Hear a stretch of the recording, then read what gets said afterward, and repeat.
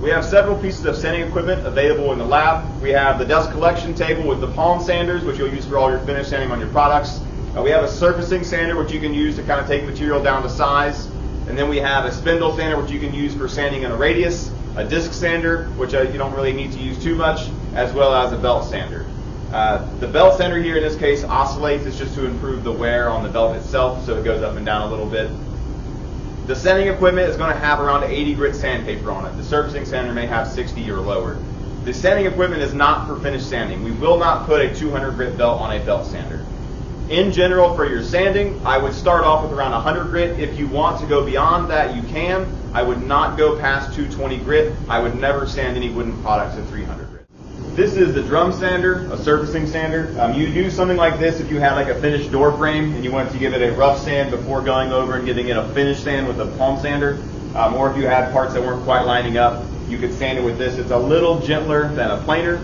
So for an assembly of items, or if you have like a checkerboard of items kind of glued together, you may use the drum sander than you would a planer.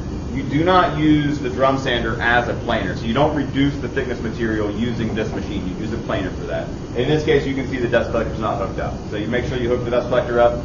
You also want to make sure that this arm is true to the surface here. It's often not squared up.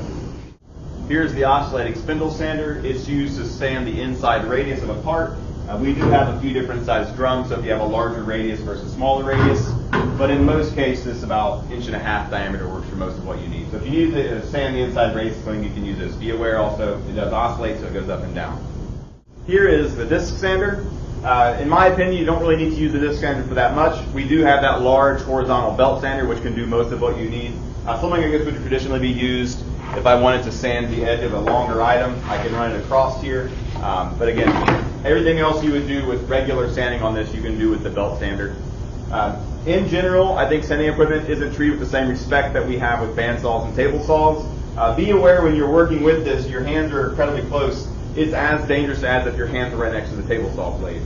If you nick this with your knuckle, it's going to take off a lot of skin very quickly.